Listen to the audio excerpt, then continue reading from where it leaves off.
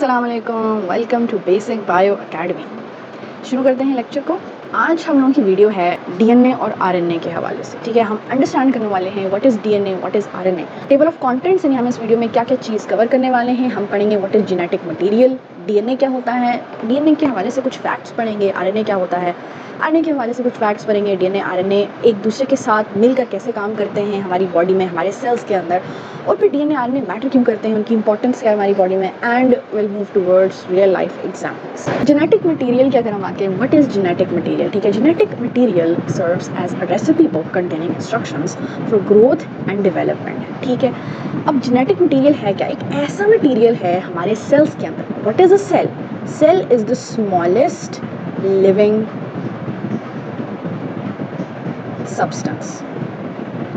ठीक है, हमारी जो बॉडी है वो सेल से बनी हुई है। ठीक है, डिफरेंट सेल से बनी हुई है। हमारा हार्ट, हमारा ब्रेन, हमारे मसल्स डिफरेंट सेल से बने हुए हैं। ठीक है, फॉर एग्जांपल हमारा जो हार्ट है वो हार्ट के सेल्स से बना हुआ है। ठीक है, हमारा लिवर के सेल्स से बना हुआ है, ब्रेन सेल्स से बना हुआ है। ठीक है, अब हार्ट सेल्स का एक अलग फंक्शन है। ठीक है, ब्रेन सेल्स का एक अलग फंक्शन है, लिवर सेल्स का एक अलग फंक्शन है। ठीक है, और इन सारे सेल्स के अंदर हमारे पास जेनेटिक मटेरियल होता है। ये जेनेटिक मटेरियल क्या करता है, ये उस सेल का फंक्शन डिसाइड करता है कि वो सेल फंक्शन कैसे करेगा, वो सेल कौन सा फंक्शन परफॉर्म करेगा। वो सारे इंस्ट्रक्शंस उसके जेनेटिक मटेरियल में होते हैं। ठीक है, पहली चीज़ फंक्शन। अच्छा, दूसरी चीज़ कि उस सेल का स्ट्रक्चर किस तरह का होगा। ठीक है, क्योंकि बायोलॉजी की अगर हम बात करें तो बायोलॉजी में इट इज़ अ रूल कि जिस तरह का स्ट्रक्चर होता है वैसा ही फंक्शन होता है। ठीक है, फॉर एग्जाम्पल अगर हम मसल सेल्स की बात करें तो मसल सेल्स जो हैं वो इलोंगेटेड स्ट्रक्चर्स होते हैं। ठीक है, मसल्स का फंक्शन क्या होता है, टू कॉन्ट्रैक्ट एंड रिलैक्स। ठीक है, तो इसलिए इनकी जो शेप होती है वो थोड़ी सी इलोंगेटेड यानी स्ट्रेची शेप होती है इस तरह। ठीक है, डिफरेंट सेल्स का डिफरेंट स्ट्रक्चर होता है, डिफरेंट फंक्शन होता है, और ये स्ट्रक्चर और फंक्शन उसके जेनेटिक मटेरियल पे डिपेंड करते हैं। अच्छा, अब हम मूव करते हैं व्हाट इज डीएनए। हमने पढ़ लिया जेनेटिक मटेरियल। अब ये जो जेनेटिक मटेरियल है इसमें हमारे पास डीएनए आ जाता है। ठीक है, यानी डीएनए क्या हुआ, DNA is basically a book of instructions. क्या है, एक बुक ऑफ इंस्ट्रक्शंस है कि एक सेल को किस तरह उसका स्ट्रक्चर होगा और किस तरह वो फंक्शन परफॉर्म करेगा। कि डीएनए होता क्या है basically. DNA stands for deoxyribonucleic acid. Okay, this is a big name. ठीक है, हम इसको थोड़ा ब्रेक डाउन करते हैं। अब जो फर्स्ट कंपोनेंट है इसका deoxyribo is basically the sugar molecule. ठीक है, अब हमारी जो बॉडी है उसमें हमारे पास एटम्स यानी कार्बन, हाइड्रोजन, ऑक्सीजन जैसे एटम्स पाए जाते हैं बहुत ज़्यादा। ठीक है, और फिर इन्हीं एटम से मॉलिक्यूल्स बनते हैं। अब चूंकि हम एक लिविंग ऑर्गेनिजम्स हैं तो बायोमॉलिक्यूल्स बनते हैं इन एटम्स से। ठीक है, अब ये जो बायोमॉलिक्यूल्स होते हैं वो मेजरली ऑर्गेनिक इन नेचर होते हैं। ऑर्गेनिक इन नेचर का क्या मतलब है कि इनमें ज़्यादा से ज़्यादा कार्बन, हाइड्रोजन और ऑक्सीजन जैसे एटम्स होंगे। ठीक है, अच्छा, इन्हीं बायोमॉलिक्यूल्स से हमारे पास सेल्स बनते हैं। ठीक है, अच्छा, अब जो हम डीएनए की बात कर रहे हैं या आरएनए की बात करते हैं तो ये किस में आ जाते हैं, ये बायोमॉलिक्यूल्स में आ जाते हैं। इनकी कैटेगरी बायोमॉलिक्यूल्स में फॉल करती है। मेजर बायोमॉलिक्यूल्स हम यहाँ पे डिस्कस करते हैं। सबसे पहला प्रोटीन, ठीक है, दूसरी चीज लिपिड्स। अब ये बायोमॉलिक्यूल्स मिलके एक सेल बनाते हैं। ठीक है, प्रोटीन्स आ जाते हैं, लिपिड्स आ जाते हैं, कार्बोहाइड्रेट्स आ जाते हैं जिनको हम शुगर्स भी कह सकते हैं, शुगर्स, और फिर चौथी चीज न्यूक्लिक एसिड आ जाता है। अभी जो डीएनए और आरएनए है ये न्यूक्लिक एसिड वाली कैटेगरी में फॉल करते हैं। ठीक है, अच्छा, अब हम चलते हैं दोबारा से डीएनए पे। ओके, अब जो डीएनए है बेसिकली जो कि बायोमॉलिक्यूल की कैटेगरी में फॉल करता है उसमें हमारे पास इंडिविजुअल कंपोनेंट्स आ जाते हैं। अब वो इंडिविजुअल कंपोनेंट्स कौन से हैं? सबसे पहली चीज डीऑक्सीराइबो जो कि शुगर मॉलिक्यूल है, जो कि कार्बोहाइड्रेट मॉलिक्यूल है, फाउंड इन डीएनए। ठीक है, ये जो शुगर मॉलिक्यूल है इसका नाम क्या मैंने आपको बताया है, डीऑक्सीराइबोस। ठीक है, इसका स्ट्रक्चर इस तरह होता है। ठीक है, पेंटागन स्ट्रक्चर होता है इसका, 2 3 4 5। ठीक है, पेंटागन स्ट्रक्चर। अच्छा, अब ये जो आपको कोने नजर आ रहे हैं ना, ये जो कोने हैं, इन कोनों के ऊपर आपके पास कार्बन होता है, कार्बन एटम होता है। ठीक है, अच्छा, अब ये जो आपके पास कार्बन एटम है, ये जो 5th ये जो लास्ट कार्बन एटम है इसके साथ अटैच होता है फॉस्फेट, ठीक है। ये फॉस्फेट जो है ये इस कार्बन के साथ अटैच होता है, और जो ये इसी के ऑपोजिट वाला कार्बन होता है ये इस कार्बन के साथ इन चारों बेसिस में से, अब ये बेसिस कौन से हैं, ये बेसिस हैं नाइट्रोजनस बेसिस, नाइट्रोजनस बेसिस है, ये भी खास किस्म के स्ट्रक्चर्स होते हैं, ठीक है। अच्छा, अब इस कार्बन के साथ, ये जो मैं इस कार्बन की बात कर रही हूँ, ये वाला जो कार्बन है इसके साथ हमारे पास एडेनिन भी अटैच हो सकता है, थायमीन भी अटैच हो सकता है, साइटोसिन भी अटैच हो सकता है और ग्वानिन भी अटैच हो सकता है, ठीक है। अच्छा, अब ये जो आपको स्ट्रक्चर नज़र आ रहा है, ये जो स्ट्रक्चर है ना, इसको इसने मैग्नीफाई किया हुआ है, ठीक है, ये वाला स्ट्रक्चर बनाता है। अच्छा, ये जो आपको बॉन्ड्स नज़र आ रहे हैं ना, ये हाइड्रोजन बॉन्ड्स हैं, ये क्या हैं, हाइड्रोजन बॉन्ड्स, ठीक है। अब अगर यहाँ पे एडेनिन है फर्ज करें, तो ये थायमीन के साथ, उसी के ऑपोजिट थायमीन के साथ अटैच होता है। अब डीएनए के जो स्ट्रैंड्स होते हैं वो 2 स्ट्रैंड से बना हुआ होता है, यानी 2 धागों से बना हुआ होता है, ये एक धागा होता है, ये दूसरा धागा होता है। अगर इस धागे के ऊपर एक साइड पे एडेनिन है तो ये थायमीन के साथ 2 हाइड्रोजन बॉन्ड्स के साथ कनेक्टेड होगा। अगर यहाँ पे फर्ज करें साइटोसिन आ जाता है तो ये 3 हाइड्रोजन बॉन्ड्स के साथ ग्वानिन के साथ अटैच होगा, ठीक है। इसी तरह एक कोड सा बन जाता है डीएनए में, और ये हर बंदे का डिफरेंट कोड होता है।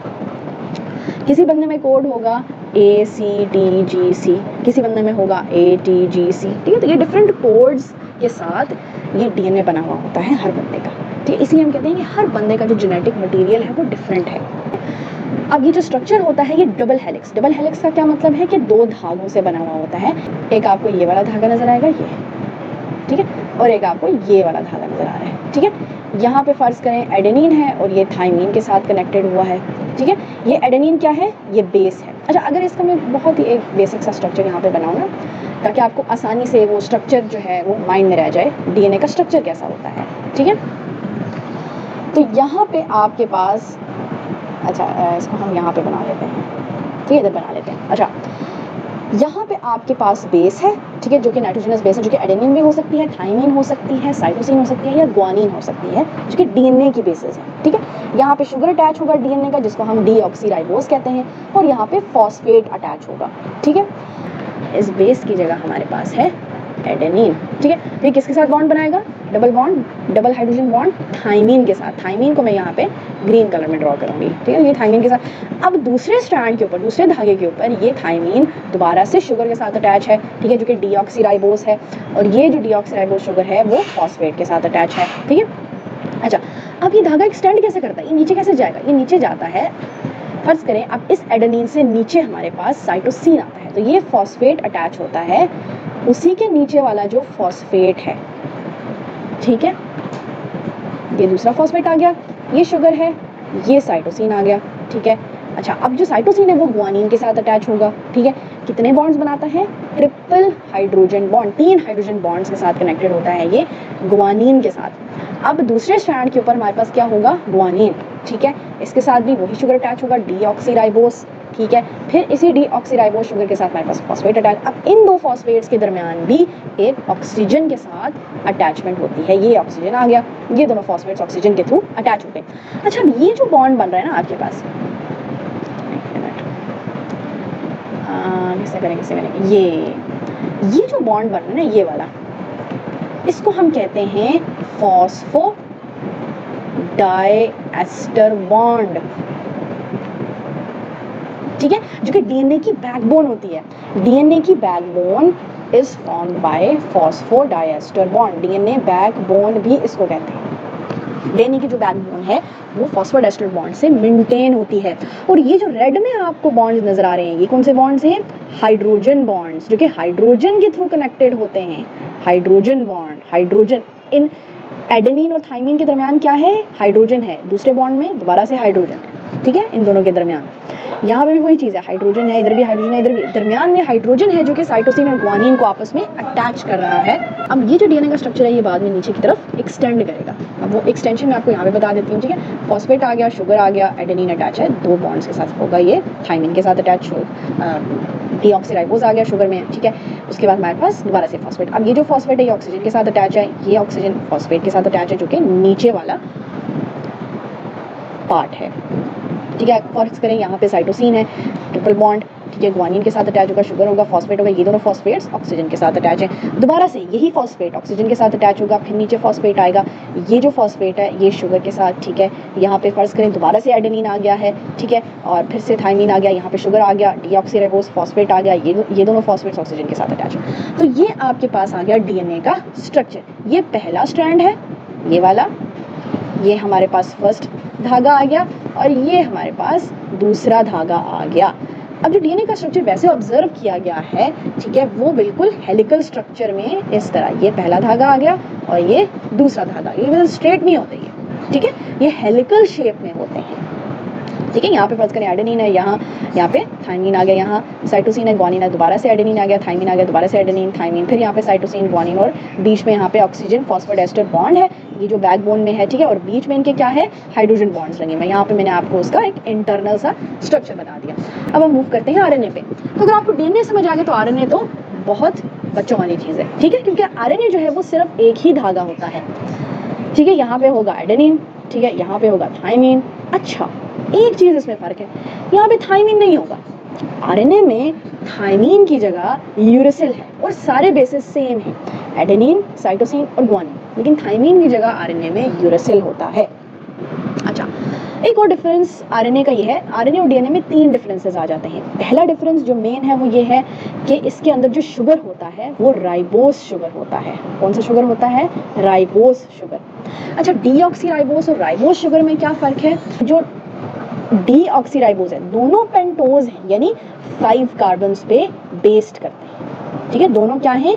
पेंटोज हैं। लेकिन फ़र्क सिर्फ इतना है कि यहाँ पे जो कार्बन्स हैं, इधर जो कार्बन्स हैं, अगर हम राइबोस की बात करें तो राइबोस में जो यहाँ पे जो 2 कार्बन्स हैं उन पे OH और OH यानी ऑक्सीजन और हाइड्रोजन एक दूसरे के साथ जुड़े हुए हैं, एटम्स, ठीक है। लेकिन अगर मैं डीऑक्सीराइबोस की बात करूँ तो डीऑक्सीराइबोस में क्या होता है कि यहाँ पे हाइड्रोजन होता है सिर्फ अकेला, और यहाँ पे OH होता है। यहाँ पे दोनों OH एक साथ इकट्ठे होते हैं, यहाँ पे एक OH होता है और एक हाइड्रोजन होता है। OH यानी ऑक्सीजन और हाइड्रोजन बोथ जुड़े हुए हैं आपस में, ठीक है।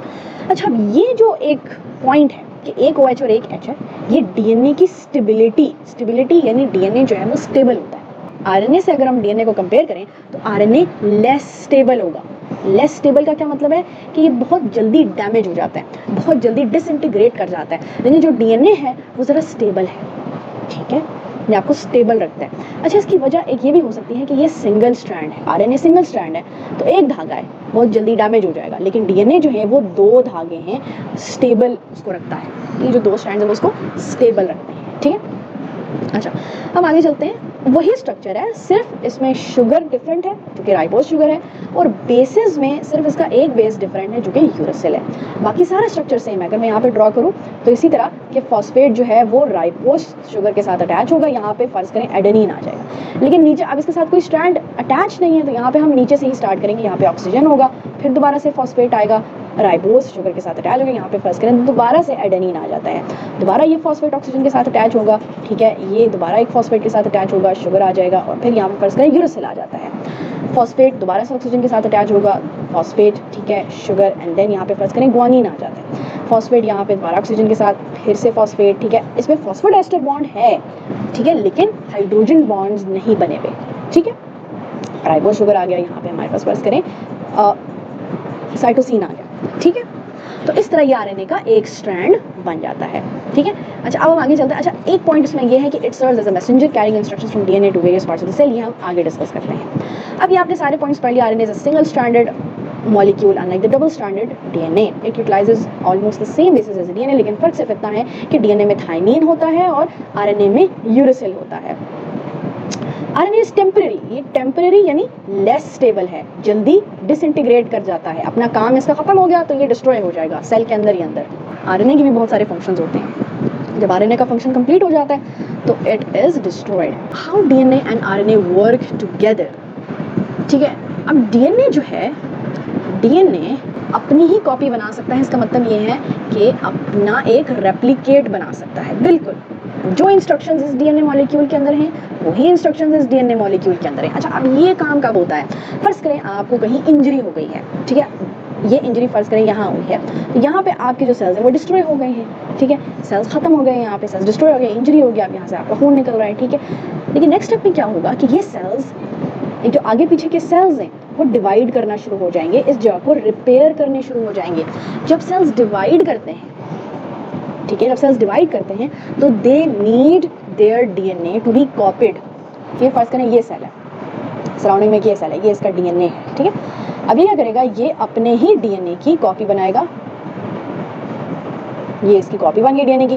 डीएनए की कॉपी का मतलब है कि जो इस डीएनए मॉलिक्यूल के अंदर इंस्ट्रक्शंस है वही इस डीएनए मॉलिक्यूल के अंदर इंस्ट्रक्शंस है, सेम, क्योंकि सेल डिवाइड कर रहा है, ठीक है।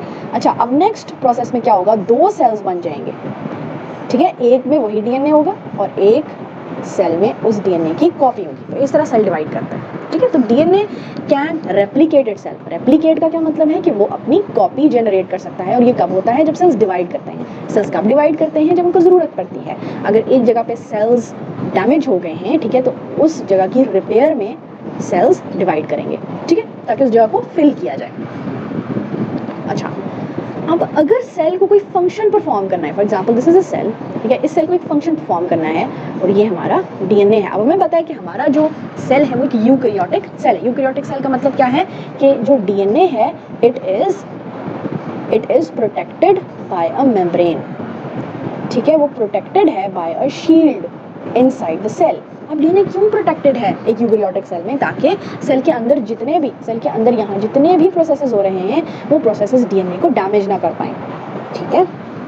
अच्छा, अब डीएनए जो है वो हमने पढ़ा कि एक इंस्ट्रक्शन बुक है, एक बुक है, बहुत मोटी बुक है भाई, बहुत मोटी बुक है, ठीक है। सारे इंस्ट्रक्शंस है, सेल का फंक्शन क्या है, सेल का स्ट्रक्चर किस तरह का होना चाहिए, सेल का फंक्शन किस तरह का होना चाहिए, ठीक है, सेल का कलर किस तरह का होना चाहिए। तो ये सारे जितने भी इंस्ट्रक्शन हैं, ये सारे सेल को लिव कैसे करना है, सेल को सर्वाइव कैसे करना है, ये सारे इंस्ट्रक्शंस इस डीएनए के अंदर हैं, इस बुक के अंदर हैं। अच्छा, अब अगर सेल को इस बुक की ज़रूरत पड़ती है तो वो क्या करता है कि इस बुक में से एक पेज फाड़ लेता है, एक पेज फाड़ता है जिस पेज की उसको ज़रूरत है, ठीक है। अब वो जो पेज है ना उसको हम कहते हैं आरएनए, ठीक है। एक स्पेसिफिक आरएनए होता है, ये होता है मैसेंजर आरएनए। आरएनए के मुख्तलिफ टाइप्स हैं, अभी हम सिर्फ मैसेंजर आरएनए पे फोकस कर रहे हैं, ठीक है। सेल क्या करता है, सेल को जब भी इस डीएनए यानी बुक की ज़रूरत पड़ती है, ठीक है, तो ये इस बुक में से एक पेज फाड़ लेता है। उस पेज में वो इंस्ट्रक्शंस होते हैं सेल को किस किस्म का फंक्शन परफॉर्म करना है उस वक्त, वो उस प्रोसेस के इंस्ट्रक्शंस हैं, ठीक है। तो उसने एक पेज फाड़ लिया जिसको ज़रूरत थी। तो ये फर्ज करें ये बुक है, बुक ऑफ लाइफ इसको कहते हैं ना, DNA is the book of life. अब उसने एक पेज फाड़ा, इस पेज में जो इंफॉर्मेशन है वो पेज में इंफॉर्मेशन ये है कि हाउ सेल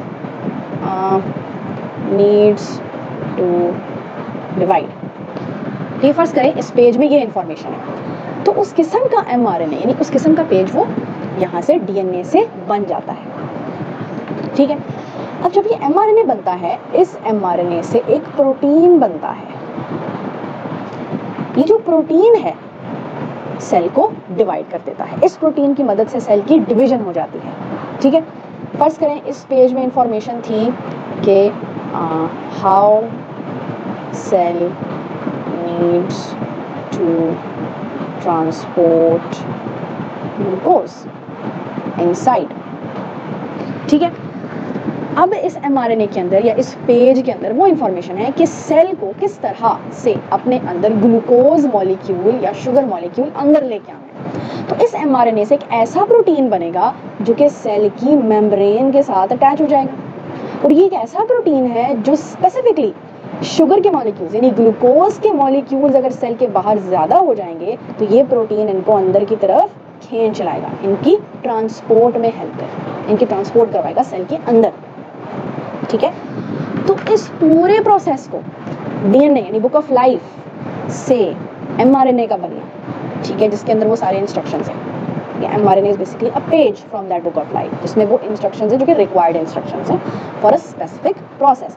और इस एमआरएनए के बाद ये प्रोटीन बनना, इसको कहते हैं सेंट्रल डॉगमा। ये जो mRNA है, जब प्रोटीन बन जाता है तो इस mRNA को डिस्कार्ड कर दिया जाता है, डस्टबिन में फेंक दिया जाता है। पेज का यूज हो गया तो उसको डस्टबिन में फेंक दिया जाता है, ठीक है। Okay, so why DNA and RNA matter, इनकी इंपॉर्टेंस क्या है? ये रहा जी डीएनए और ये रहा जी आरएनए। अब इनकी इंपॉर्टेंस क्या है? दे define individual uniqueness from traits like I colour, मतलब आपकी बॉडी में जितनी भी कैरेक्टरिस्टिक्स हैं, इन कैरेक्टरिस्टिक्स को फिनोटाइप कहा जाता है, ठीक है। तो ये जो फिनोटाइप है ना आपका, ये आपका डीएनए यानी जीनोटाइप डिटरमिन करता है। यानी जो जीनोटाइप है, यानी आपका जो जेनेटिक मटेरियल है, वो आपका फिनोटाइप, यानी आपकी जितनी भी कैरेक्टरिस्टिक्स हैं, आपका आई कलर, हेयर कलर, आपका जो स्किन कलर है, ये सारा जितने भी आपकी ट्रेड्स हैं वो आपका फिनोटाइप है, जो आपका जीनोटाइप डिटरमिन करता है।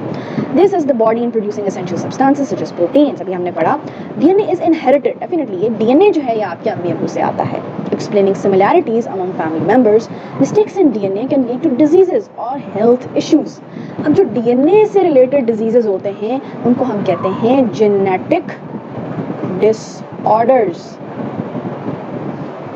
ठीक है। बैक्टीरिया, फंजाई, वायरसेस वैसे लिविंग ऑर्गेनिजम्स नहीं है, उनकी हम डिस्कशन बाद में करेंगे। They fall in between living and non living organisms. लेकिन वायरसेस के अंदर भी ये जेनेटिक मटेरियल पाया जाता है। कुछ वायरसेस में सिर्फ डीएनए होगा, कुछ वायरसेस में आरएनए होगा, ठीक है। उनके डिस्कशन हम किसी नेक्स्ट वीडियो में करेंगे। लेकिन इस वीडियो में हमने डीएनए और आरएनए के हवाले से पढ़ा, उनमें डिफरेंस पढ़ा और इनकी इंपॉर्टेंस पढ़ी कि इनकी इंपॉर्टेंस क्या है, ठीक है। So this was the video. अल्लाह हाफिज़।